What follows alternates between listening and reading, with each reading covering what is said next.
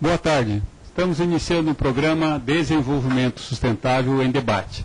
Hoje nós temos como nossa convidada a engenheira química e mestre em administração, Josiane Machado de Oliveira. A Josiane, então, boas-vindas, Josiane. Voltando a casa. A Josiane é uma egressa da Escola de Administração e que hoje está coordenando projetos no Centro Nacional de Tecnologias Limpas.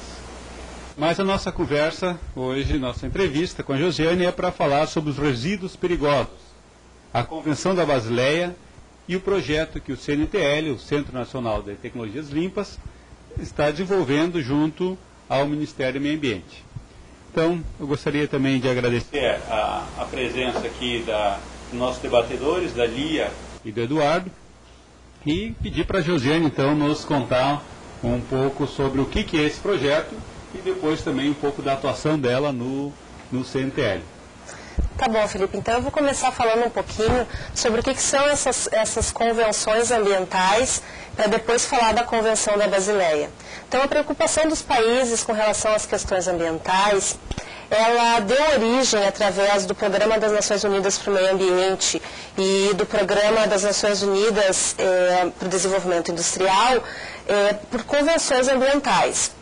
Eu vou falar um pouquinho sobre 3 convenções ambientais ligadas principalmente ao bloco de produtos químicos, que é a Convenção da Basileia, a Convenção de Estocolmo e a Convenção de Roterdã. Primeiro eu vou falar um pouco sobre a de Estocolmo, depois sobre a de Roterdã e depois finalizando a da Basileia para poder entrar no nosso projeto que está sendo desenvolvido no CNTL. A Convenção de Estocolmo, eu tenho aqui anotado, ela foi assinada pelo Brasil em 2001.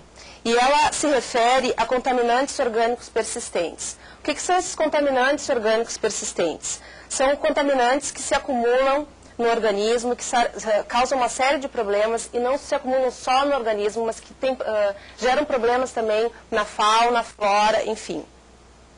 Existe atualmente 12 produtos químicos que fazem parte dessa lista de químicos que, vamos dizer assim, que a gente teria que excluir. Eu trouxe a lista aqui, eu vou falar sobre alguns deles, porque como são 12, eles estão divididos basicamente em 8 ligados a pesticidas agroquímicos, 2 ligados a produtos industriais e 2 ligados a subprodutos, que na verdade são subprodutos gerados a partir de processos, não são produtos que nós comercializamos, que são as dioxinas e furanos. No Convênio de Roterdã, que foi assinado em 98, ele trata sobre os defensivos agrícolas especificamente. Então, esse foi assinado em 98, Estocolmo em 2001, e agora um pouquinho falando sobre o Basileia, que foi assinado em 92. O que trata o Convênio Basileia? Convenção da Basileia, na verdade. Basileia na Suíça, onde foi feita a convenção, e depois foi assinado, então, o convênio. Atualmente, o Convênio Basileia ele é assinado por 166 países, e ele trata do quê? Do controle do movimento transfronteiriço de produtos químicos perigosos. Isso quer dizer o quê? Que a gente tem que ter uma forma de gerenciar melhor esses produtos químicos, minimizar melhor esses produtos químicos e tentar tratar esses produtos dentro do próprio país. Porque fica complicado em termos de custos, em termos ambientais, tu mandar isso para outro país para ser tratado ou disposto.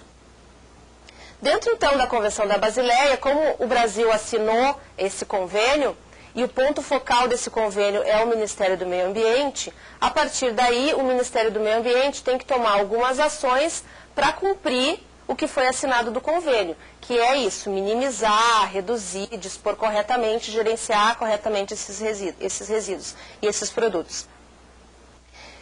Bom, nós temos uma ligação, então, com o Ministério do Meio Ambiente, com todos os órgãos ambientais, e o que o CNTL fez, então? O CNTL encaminhou um projeto de minimização de impactos gerados por resíduos perigosos, e o Ministério do Meio Ambiente encaminha esse projeto para a Convenção, então, para as Nações Unidas, para ser aprovado ou não. Esse projeto foi aprovado e ele está em andamento atualmente. Vou explicar um pouquinho mais, então, Felipe, sobre quais são os objetivos desse projeto, onde a gente está, onde é que a gente quer chegar. Esse projeto, então, ele tem como atores o Ministério do Meio Ambiente, o Centro Nacional de Tecnologias Limpas do Senai, aqui no Rio Grande do Sul, o Senai de Minas Gerais, o Senai de Pernambuco, Universidade Federal de Pernambuco e o Centro Coordenador do Convênio Basileia para a América Latina e Caribe, que se encontra no Uruguai. Então, nós temos que submeter, enfim, os relatórios a esse centro coordenador que fica no Uruguai. Por que Minas Gerais e Pernambuco, então, né? Por que eles estão nesse projeto também? A ideia do projeto é minimizar os impactos de resíduos perigosos em 3 estados, em 3 setores distintos, e foi escolhido por uma questão do Ministério do Meio Ambiente, até para abranger Sul, Sudeste e Nordeste, esses 3 estados. Primeiro, a gente forma um grupo técnico de trabalho em cada estado, que são os atores principais, órgãos ambientais. Então, o órgão ambiental estadual é muito importante no desenvolvimento desse projeto, indústrias, sindicatos, centros tecnológicos, universidades, todos os parceiros que possam nos ajudar a resolver esse problema ou tentar minimizar esse problema. Que fase que a gente está no processo, né? Então, primeiro, quais são as fases? Formar um grupo técnico de trabalho, analisar os inventários de resíduos que já existem e que foi fomentado pelo Ministério do Meio Ambiente, esse inventário de resíduos industriais em cada estado. A partir dos inventários, então, escolher qual o setor que a gente vai trabalhar e qual o fluxo de resíduo, porque a gente também não pode abraçar o mundo, na verdade, né? A gente tem que começar a controlar um pouco. Bom, a gente vai atuar em um tipo de resíduo. E escolhido esse resíduo, a primeira parte, vamos dizer assim, de saída a campo é um diagnóstico. A gente vai fazer um diagnóstico em 30 empresas de cada setor. O que foi definido como setor e quais foram os critérios utilizados para escolher cada setor? No Rio Grande do Sul, o setor escolhido foi fabricação de produtos de metal, incluindo máquinas e equipamentos, especificamente o processo de usinagem. E qual o resíduo perigoso disso tudo? Fluido de corte. O que é fluido de corte? É o fluido que é utilizado para lubrificar e para refrigerar quando tu vai usinar uma peça. Esse fluido de corte, ele tem vários tipos, ele tem especificações muito variadas com produtos muito perigosos e que ele é altamente contaminante. Em Pernambuco foi escolhido oficinas automotivas. Por quê? Analisando o inventário de resíduos de Pernambuco, se verificou que a maior quantidade de resíduos geradas em Pernambuco é do setor sucroalcooeiro, mas esse setor não gera quantidade suficiente de resíduos perigosos, e sim de resíduos industriais em gerais. Então se optou, juntamente com o órgão ambiental e com todos esses atores envolvidos nesse grupo de trabalho, que oficinas automotivas é um setor muito importante, porque gera uma quantidade muito complicada de óleo lubrificante usado. Não sei se vocês já ouviram falar nessa problemática também de como dispor, de como fazer o re-refino. No caso de Pernambuco, eles não têm ainda uma usina de re-refino desse material. Rio Grande do Sul já tem usina de re-refino. E Minas Gerais ficou com a parte de galvanoplastia, que é o setor para eles. Então, a gente é bem focado, localmente, os atores locais definem qual setor. E o setor de galvânicas o fluxo escolhido foi decapagem ácida. Comentando um pouquinho sobre o setor de galvânicas, são os banhos químicos que se dão em metais ou em plásticos, que geram uma série de resíduos e que a gente utiliza cianetos, utiliza cobre, utiliza níquel, cromo, né, uma série de banhos. E se definiu, então, nem pegar todo o processo de galvanoplastia, que é uma coisa muito grande, mas trabalhar só com a parte de decapagem ácida, que seria o quê? Seria a lavagem inicial da peça antes de começar a dar os banhos. Então, todos esses fluxos de resíduos que a gente determinou são resíduos que estão contidos no anexo da lista. Então, é uma lista de produtos químicos perigosos lá da Convenção da Basileia. Então, esse é um dos critérios.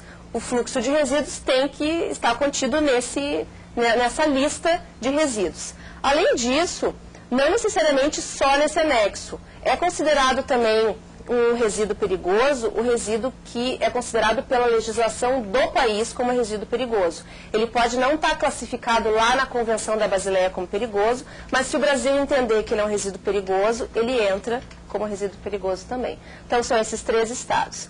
Que fase nós estamos agora? Na fase de diagnóstico dos setores. 30 empresas de cada setor, e o que nós vamos avaliar?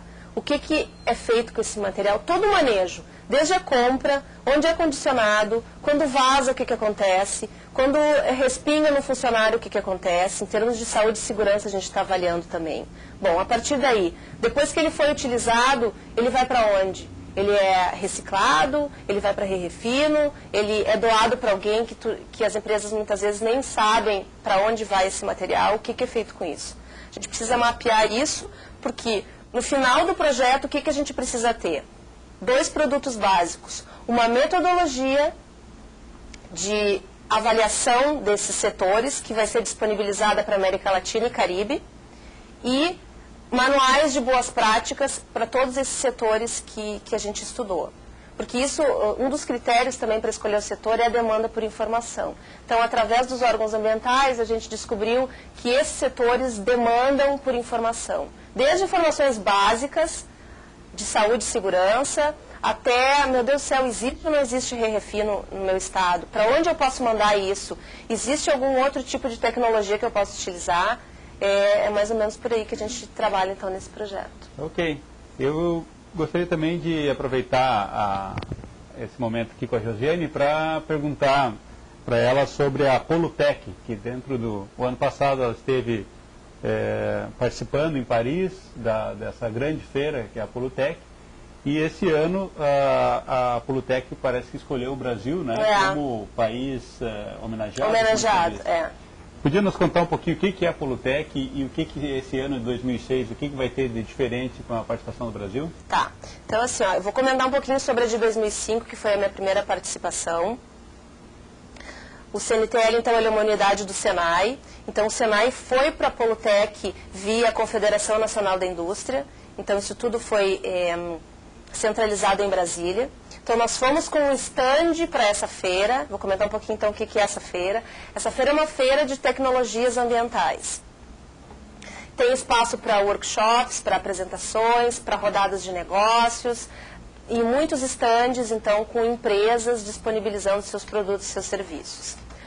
O Brasil foi, então, via Confederação Nacional da Indústria, com um stand denominado Brasil Industrial. Nesse stand, então, participou Senai, principalmente, o Instituto Evaldo Lodge e a Confederação Nacional da Indústria como um todo. Como nós participamos em 2005 da Polutec? Participamos com stand, com apresentação em workshops, que o CNTL, então, apresentou cases de sucesso em produção mais limpa. Rodadas de negócios, nós primeiro captamos todas as demandas em nível nacional do Senai, então nós contatamos todos os departamentos regionais do país, nos 27 estados, de demandas em termos de tecnologias ambientais. A partir dessas demandas, nós tínhamos a lista de empresas europeias que estavam oferecendo tecnologias.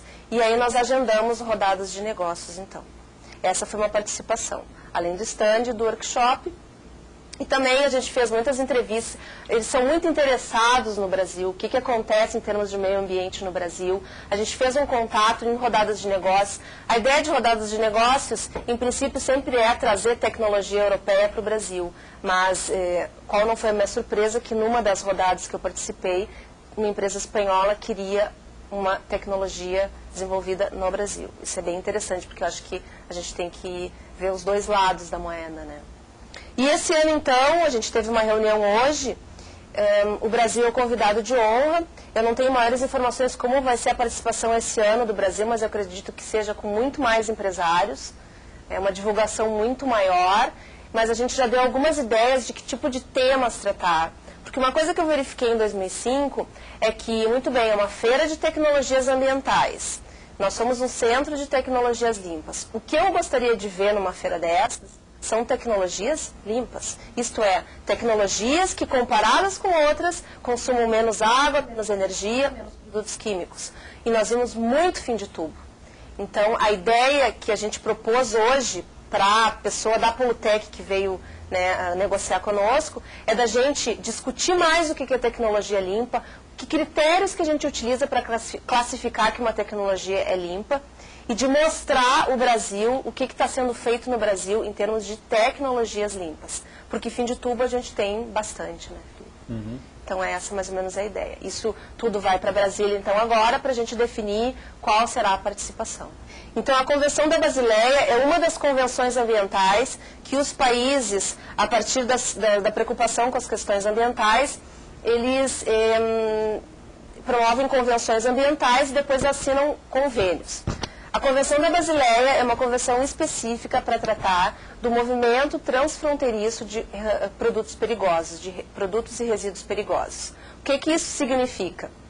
A partir de uma lista que está disponibilizada na convenção e que vocês podem depois acessar pela internet, eu vou deixar um site depois de contato, existe uma lista com produtos perigosos. Nada impede de que, se um país como o Brasil identifica um produto como perigoso e ele não está nesse anexo da convenção, ele também é considerado um resíduo perigoso. Então, a Convenção da Basileia trata basicamente de resíduos perigosos e do movimento disso. E o que isso significa? Minimizar, gerenciar e dispor corretamente esses resíduos no seu próprio local, tentar não espalhar isso, tentar minimizar o máximo possível e ver a maneira mais fácil de tratar localmente e não enviar esse resíduo para outro local. Isso se tornaria um custo muito alto e também problemas em termos de derramamento ou coisas desse tipo. Então, a convenção trata basicamente disso. E o nosso projeto é para minimizar em 3 setores distintos esses resíduos perigosos. A Convenção da Basileia, ela está centrada mais na questão do transporte transfronteiriço, ou ela também aborda a poluição transfronteiriça, como casos no Brasil muito conhecido, né, temos uma termoelétrica no Rio Grande do Sul que as cinzas caem no Uruguai.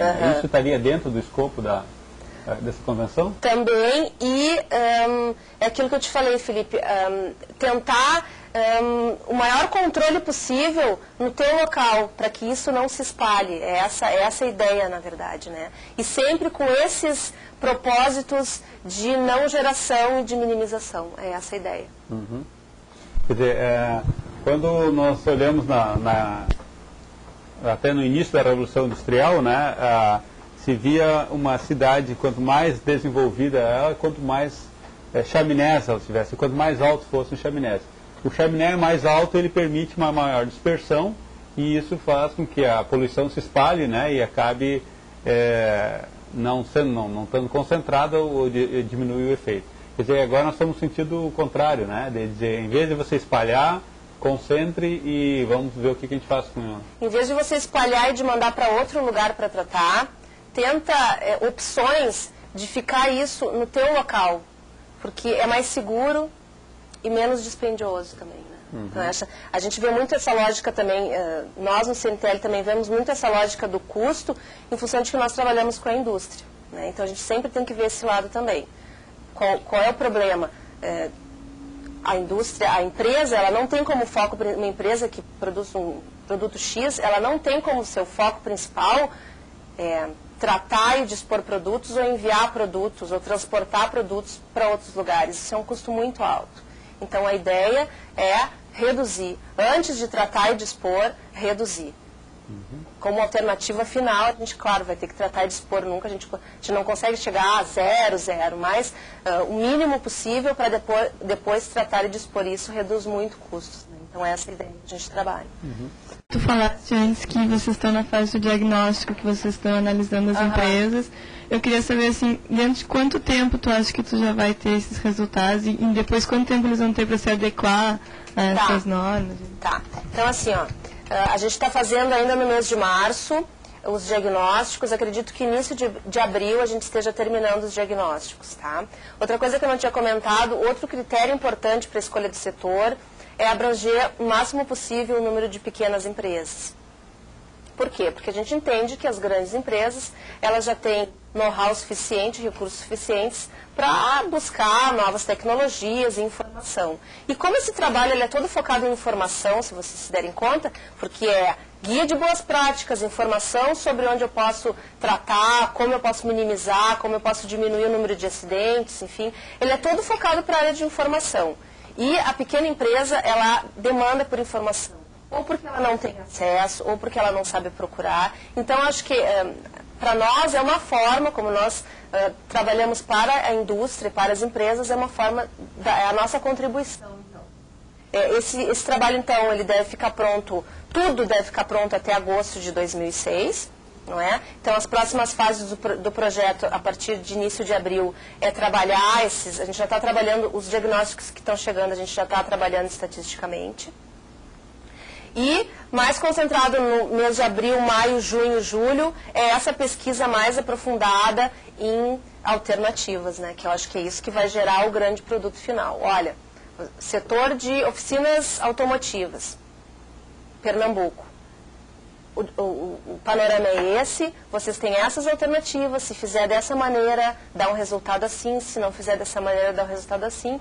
E também a questão que o sistema de Pernambuco é por uma questão de legislação também, né? Eles têm que se adequar à legislação.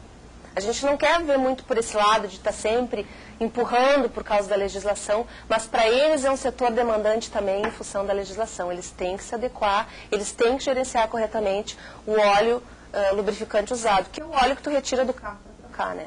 Ele tem que ser colocado em algum lugar, tem que ser ou re-refino, ele tem que ir para algum lugar. E se tu for pegar a quantidade de oficinas automotivas que existem, é um trabalho bem grande, trabalho de formiguinha aí para sensibilizar esse povo todo, né? Todas essas questões, como do óleo, do carro e outras, já existe legislação que diz o... Tá, deixa eu comentar um pouquinho sobre a legislação. Legislação sobre óleos lubrificantes, especificamente óleos lubrificantes de carros, existe. Legislação específica sobre fluidos de corte, que são esses óleos ou lubrificantes ou refrigerantes utilizados no setor de usinagem, não existe. A gente está se baseando na legislação de óleos, porque em muitos casos eles usam óleos. Mas para fluidos de corte a gente não tem a legislação específica ainda. Tem uma pergunta do Yuri, que ele pergunta se cada empresa vai ser tratada de forma individual, fazendo parte de um setor ou como parte de uma cadeia produtiva. Tá. Todas as informações, enfim, as empresas vão ser todas tratadas como um setor específico. Por exemplo, aqui no caso, fabricação de produtos de metal, incluindo máquinas e equipamentos, né? Isso na verdade é um código, né? E de classificação de atividades econômicas. Ele não vai ser tratado agora, em princípio, como uma cadeia, da gente olhar desde o início até o final, até porque, como eu falei antes, a gente não quer abraçar o mundo, a gente vai focar em alguma coisa, porque se a gente for tratar, por exemplo, a questão da usinagem, a gente poderia tratar vários resíduos, e a gente está focando só num, justamente porque o projeto vai até agosto, a gente não pode abranger mais, né? Mas a ideia o que é? Falando em cadeia, a gente tem esse setor, nós vamos trabalhar principalmente com pequenas empresas, mas a gente também vai fazer alguns diagnósticos em grandes empresas que são clientes dessas pequenas empresas. E já contatamos também alguns fornecedores de óleos lubrificantes ou de fluidos de corte, porque a gente precisa dos atores envolvidos. Agora, o diagnóstico é focado só nas empresas que trabalham com usinagem. Por que a gente pegou as grandes? Pelo menos umas 2 ou 3 grandes empresas, porque elas têm boas práticas implementadas. Então, são exemplos. E muitas vezes elas cobram dos clientes esses exemplos, essas boas práticas. Então, a ideia é, com algumas grandes, ver as boas práticas, ver o que tem de bom ali. Nas pequenas, a gente vai fazer o diagnóstico, porque daí a gente tem informação suficiente para gerar um documento que depois seja de uso e seja interessante para as empresas. Também está sendo solicitado aqui o site da Convenção da Basileia, você poderia dizer? www.basel, que é Basileia, né, .int. Nesse site vocês têm as convenções, tem vários documentos, não é? A gente ainda está pensando como é que a gente vai disponibilizar depois esse material, porque esse material é um material gratuito para as empresas, obviamente que vai ser gratuito para o público em geral, para pesquisadores, quem quiser acessar. A gente esteve conversando com o Ministério do Meio Ambiente, a ideia é se fazer na página do Ministério do Meio Ambiente um link, né, abrir uma outra página dentro do site do Ministério do Meio Ambiente para colocar todos esses materiais, para colocar os relatórios, tudo que foi gerado a partir desse trabalho. E é óbvio que nesse site da Basileia também deve constar. O trabalho vai ser disponibilizado em português, inglês e espanhol, justamente porque ele pega América Latina e Caribe, e alguns países do Caribe língua inglesa, né? Então a gente vai disponibilizar nas três línguas. Gostaria ainda de fazer mais alguma pergunta, José. Nós frequentemente ouvimos denúncias de que o lixo está sendo exportado, né?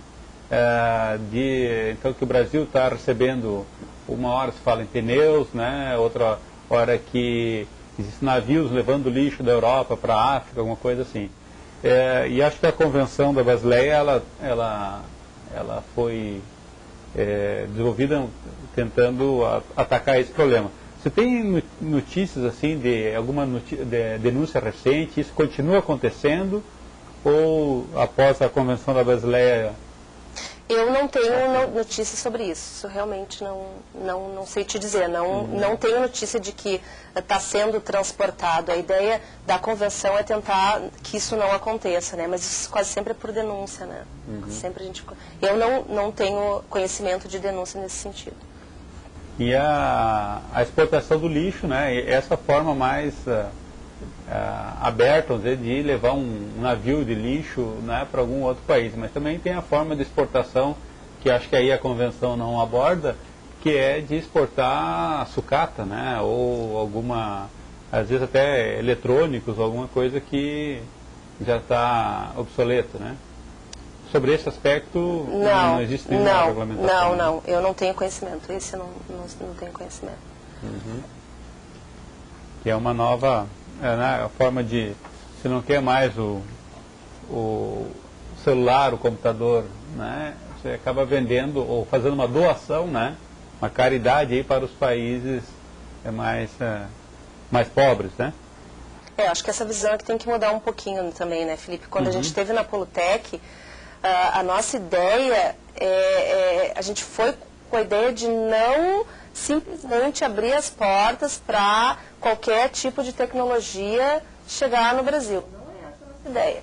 Tanto que as demandas que chegaram ou via empresas ou via Senai, elas não foram identificadas. Olha, a empresa A aqui do Brasil está interessada numa tecnologia de uma empresa europeia. Não.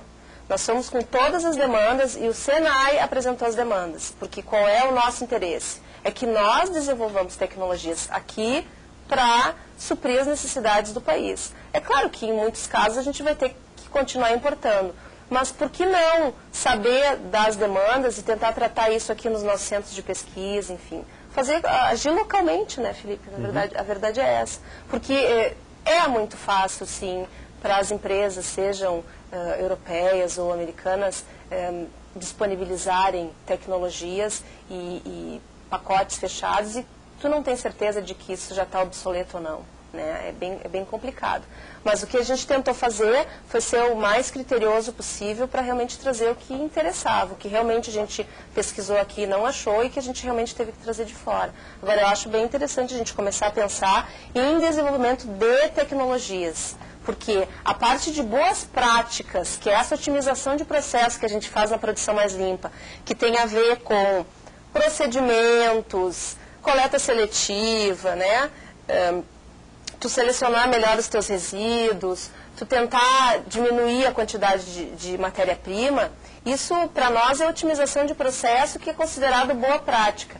A gente quer atuar mais agora nessa área de tecnologia, mudança de processo mesmo, mudança do processo todo, ou de equipamento, comprar um equipamento que consuma menos água, menos energia, menos matéria-prima.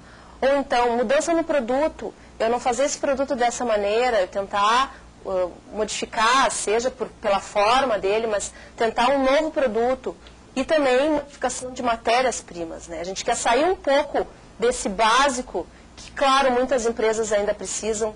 Se a gente for implementar a produção mais limpa, a gente sempre tem casos de boas práticas, que é esse básico, que é essa primeira limpada que tu dá, esse primeiro toque que tu dá, que é simples, que quem está no processo não enxerga, muito bem. Mas a partir das boas práticas, a gente quer um pouquinho mais. A gente quer, de repente, olha, a gente precisa de uma tecnologia que consuma menos água. Então, vamos entrar em contato com uma universidade, vamos entrar em contato com um centro tecnológico para desenvolver isso aqui dentro também. Acho que a gente também tem condições. Não né, eximindo as outras tecnologias estrangeiras, mas acho que a gente tem como conciliar as duas. Né? E depois apresentar isso, porque a ideia da Polutec esse ano é ver o que o Brasil já faz. Isso a gente vai ter que correr atrás. Institutos de pesquisa, universidades, enfim, para ver, olha pessoal, aqui foi desenvolvido um processo novo, patenteado, enfim, que realmente é uma tecnologia limpa. Você falou do exemplo da uma empresa espanhola que estava interessada numa tecnologia brasileira. Isso está ocorrendo frequentemente, assim, de empresas do Brasil exportar tecnologia? Não, pelo que a gente tem de informação do CNTL, não. Isso foi o que eu consegui pescar na Polutec o ano passado. Né? Eu acho que se a gente for com uma bagagem maior esse ano, mostrando realmente o Brasil, tem muito interesse no Brasil, muito interesse. A gente até distribuiu pins com a bandeira do Brasil, eles estão sempre atrás de nós, sempre perguntando sobre o Brasil. E tecnologias, e o que vocês fazem. Então, eu acho que essa foi a primeira, assim, que existe uma demanda, que eles querem pelo menos conhecer que a gente não está tão mal assim na foto. Né? A gente pode, com uma boa apresentação esse ano na Polutec, realmente expor as tecnologias das empresas, das universidades, institutos de pesquisa, para ver se é uma troca. Esse caso da empresa espanhola, a gente identificou alguma coisa que está sendo realizada em termos de controle de poluentes atmosféricos que o Senai do Paraná faz.